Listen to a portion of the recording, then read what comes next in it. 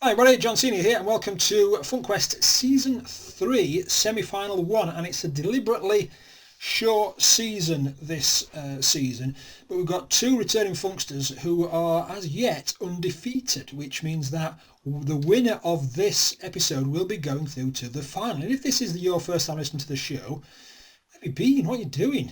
What we're looking for is funk, interesting things that we didn't know just by spending 10 minutes, if that, 2 minutes, 1 minute, listening to somebody that we don't normally talk to.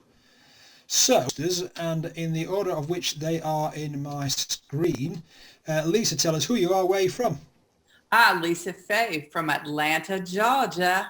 I work as a professional speaker. I help people work on their communication skills in order to improve their performance, and I do it by using the rules of improv comedy. Fantastic. We come across some comedy and some comedians on this show, that's for sure. And Barb, tell us who you are, what you do, and where you're from. My name is Barb. I am from Washington State in the United States, Seattle area. It's raining. You'll be shocked. I'm an author. I'm an urban farm wife. I am the homeschooling mother of my 4 special needs kids. And I'm learning about podcasting. It's my latest adventure. Latest thing. Excellent. All right, so listener, you can decide which of these ladies goes through to the final. And what we need you to do is listen out for things which you think, oh yeah, I'm going to go and find out about that book, or I'm going to go and find out about that YouTube video, or something that you didn't know. Listen to the whole show, and I will tell you how to vote at the end, because you can decide which one's going to go through. I'm going to ask Lisa to go first, I think, just because she's a... Okay. Right, so Lisa, you got a VCR, some wine, some test tubes, or a battleship? Oh, I have to go with the wine. Drum roll. Boss. Oh. You know, it's so funny when you see a question like this, the picture immediately pops in your mind. All right. Who was your worst boss who rode a motorbike? You know, I will let him remain nameless because many of the people I do know will know him, and I hate to public shame because I'm sure for other people he wasn't the worst boss, but for me he was. Yeah. And what made him the worst boss is that it was always about him. It was never about me. I was the finalist for this job, and I had no experience in this area. So it would be a big change for me. And when I was talking to him, and he was asking me when it got down to the final 2, why I should pick me. And I said, it depends. Do you want an apple or an orange for your fruit salad? Because if you want an apple, you have lots of apples, and the other guy's probably a better apple. Mm-hmm. I'm an orange. I'm not going to look like anything else in the fruit salad. That means you're going to have to train me, spend some time with me, and help me understand things. Well, he chose an orange, but was not prepared to work on that fruit salad at all. Nice. So he kind of like hired me, left me alone to really struggle. Now, the best news is I learned what it was like to be a struggling associate, because I had never really struggled in a role before.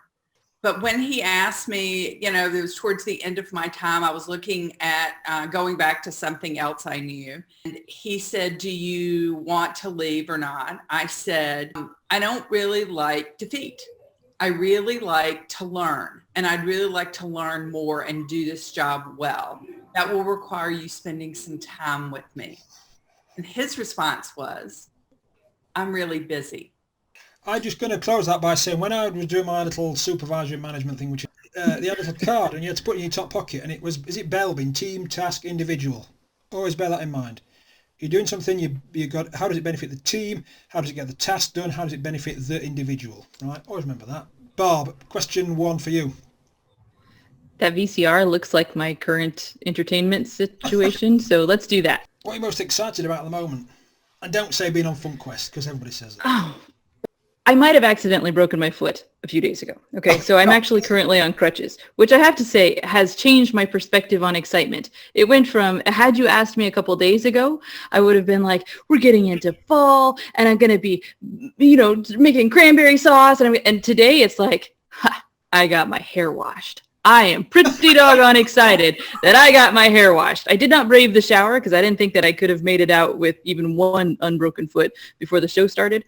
But that felt exciting. And there's probably some great moral to that, about looking for the little things and the... Yeah, no, anyway. I'm just curious how you accidentally broke your foot. Is it something you can share with us in 10 seconds? Stress fracture. I woke up one day and it was like, ow, ow, ow, ow, ow, ow. Yeah, and then I walked on it for 2 months, and then I finally called the doctor, and they said, have you tried just not using it? Oh, so you have to hop on your crutches. You get loads of sympathy then? Loads of sympathy, yeah. Nice, yeah. Excellent. Lisa, question 2. Okay, well, since I retired from the Coca-Cola company, I got to go polar bears. What makes you roll your eyes every time you hear it? I think what makes me roll my eyes every time I hear it is when somebody goes, yes, but. Because they're not really agreeing with you, right? Why do you start it with yes? It has nothing to do, you're not in alignment. Just say no. Just don't tease me like you're coming my way. I've got a shot. There may be a chance. There's no chance. It's all about the butt. And, I'm just not a butt kind of girl. Somebody once said, first of all, a butt is a headbutt, and it cancels out everything what you said previous. Yeah, it does. And I think you're probably right. People don't like to say no these days. So, okay, how can I water this down so I'm not saying no? Yes, but I can't do this and I can't do that. Good answer. Barb, question 2 for you, I think it is. You can't have the polar bear. The bubble thing. When did you last jump a queue? On your crutches or not on your crutches? I was going to say, I'm jumping everywhere these days. What are we talking about? I have never jumped a queue. Good for you. How's that for horrible? I'm actually that person that being introduced to urban traffic, it's kind of new to me. It's probably my eye-rolling thing where you can see up ahead. They've told you that the lane is going to end. This is a thing that's going to happen. And you're in a line of cars. And you've got someone merging on from the side. What blows my mind is the people that race to the very front and then swerve in front. And I think, I would have slowed down. I would have let you in. We could sit here in line together and it would be fine. I think that I just have an overall sense of, I'm not sure there's anywhere that I have to be that fast. Supermarket, yeah. I think it's fine. There's magazines I can look at while I wait. There's people to watch. I just don't feel the urge to. Oh yeah, supermarkets are great for people watching. I mean, you sit. The longer the line, the more the eavesdropping. No, people are interesting to me, and yeah, I feel sort of naive right now. I've never jumped a queue. Exactly. No pushing. Question 3, Lisa. You got a mountain, some shoes, this accordion thing, or a hot dog custom card thing? I like the custom car. A little creative. I thought. Where on earth would you like to visit? Right now on my list is I want to go and hike and see the gorillas. Yes. There are places where there are about 110 or 120 families, and they keep track of where they are. It's like in Rwanda and Uganda. And you go and you trek to the family and you hang out and watch them for an hour. I just think that would be so cool. Nice. I mean, they have their own hierarchy, aren't they, gorillas? They're very similar to us, aren't they? They have families and groups and all that. Yeah. And because they are accustomed to people coming, because people come every day, they kind of ignore you like you're there. Like, I don't know if you've ever been to the Galapagos, but if you go to the Galapagos, the animals ignore you. They're like in your way and they're like, you just walk around. So I think the gorillas would be like that too. Barb, question 3, the mountain, some shoes, or this accordion thing? Shoes. Which planet would you like to visit? Why do these all make me sound so stupid? Okay, I have no interest in visiting another planet. The thing is, I think Earth works great. I enjoy looking at things. I really enjoy being here. Somewhere between, I just have very little curiosity. But, to be fair, I probably am secretly British, because if it had been up to me, I would not have wandered across the ocean to find the United States. I'd been like, we have tea here. This seems fine. I can do with what I have. So no, the answer is no, you wouldn't. You'd kind of say no. I wouldn't. Yeah. And I would probably make fun of the people that did. That's just for being, aspirational. Like, what says you want to go to Mars? Wow, go you. Excellent.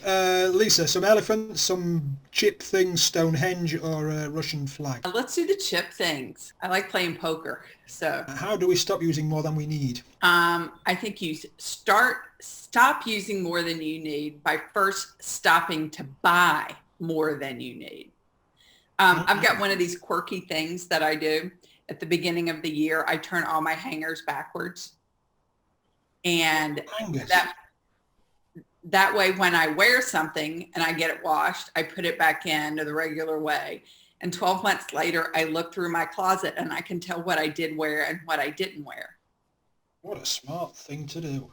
And then I say, okay, then there may be some things like a really, fancy dress, and I didn't have a fancy thing to go to that I may keep.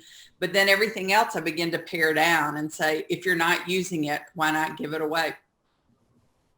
The other good thing to do is, I had some repairs done on my home, so I had to move all the way out. If you haven't moved all the way out of your house, do that. It'll help you get rid of a lot of stuff you don't use and need. Just for a laugh. Just pretend you're going to move house. Just for the cathartic thing. You reckon? Good. I can't get there, Lisa. I've moved 5 times in the last 2 years, and I'm just saying I'm done throwing away stuff. That's enough. See, you could pay thousands to listen to some kind of consultant type. You listen to this show, you get that for free. Absolutely. Question 4, Barb. Has to be the Russians. But I have a reason for this one. I already mentioned that I'm on crutches. We name orthopedic type things. So my crutches are named Boris and Natasha. So this feels like... I don't think it's ever been a thing of the show where you have to answer a question as to why you're going to pick a question. Yeah, it just seems like smart people do. I've watched your show. Smart people are like, I should do this because, I'm going to get drunk afterwards. So wine or, How often do you have a drink with your neighbour? There you go. Define neighbor. Yeah, I don't. No, I'm really coming off looking like a boring person in this show. Not a moment, you don't. Okay, so let's pretend that we're in a place where neighbors aren't afraid to look at you because of the COVID and all that. I do like to invite people over to my house. The fact is, we became a totally dry household a couple years ago.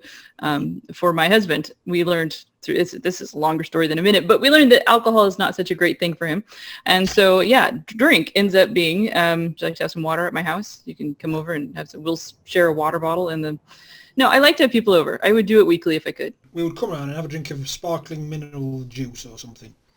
There you go. Or, tap water, and you'll like it. Yeah. We call that corporation wine, or we used to when we were kids. Strawberry thing. You got some paint, you got some Hansel and Gretel houses, or you got a bit of VCR type of stuff. Paint. Paint. How many times do you try before you give up? It depends on how important the task is. Oh, good. Yes, nice. Yeah. I mean, if it is building something, it's once maybe a half-hearted second, and then I call my neighbor. Yeah. And then he comes and he finishes it the rest of the way. I have to say I at least tried. But if it's something that's really important to me, like for work, or just because personally I want the sense of accomplishment, I like trying to continue to build my skills. So I don't give up on things easily, but I also am not afraid to call and ask for help. Good. Oh, that is very funky because we can't know everything. You can't. And I'm not the YouTube video person. Like some people are like, just go to YouTube and find a video to help you do that. Yeah. That's not who I am. I'm more about phoning a friend. That's usually how I like to get my help. Question 5, Barb. Gingerbread houses. Gingerbread houses. Good. When did you last have to stay awake for more than 24 hours? It's probably not been since college. I'm trying to think here. For more than 24 hours. Is that a legal story, what you could tell us? It is a legal story, yeah. So I was one of those people that started college kind of young. I was 16 when I was first starting college, and I was a jazz pianist, and the way that I paid for college was to play for choirs and bands, and we would travel around, do shows and competitions and whatever. So we took a charter bus down to Reno, which at 16, and everyone else is obviously not 16, if I had ever been tempted to grow up and become a drunk, that would have cured me. Just watching people get that drunk and then get back on the bus the next day and have to be it's like a visual aid for hangovers. Like, here's what it looks like, kids. That's your liver. That's your liver on a choir trip. But yeah, I think that one of those experiences was probably the last time that I had to stay awake that long. So that's the end of the show. Who won? Well, I don't know, because there's some very funky answers there. So, what you need to do is to, when you've worked out who you think is the funkiest answer, go to FunkyThinkers.com and find this episode and leave a comment.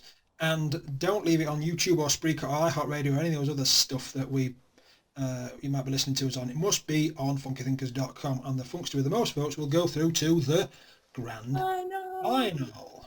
So, Lisa, how can we contact you and find out more about you? The best way to go is go to my website, lisafey.com. It's F-E-Y, like Tina Fey. That's the best way. Or, send me an email, lisa@lisafey.com. Love to hear from you. All right. You can find me on my website.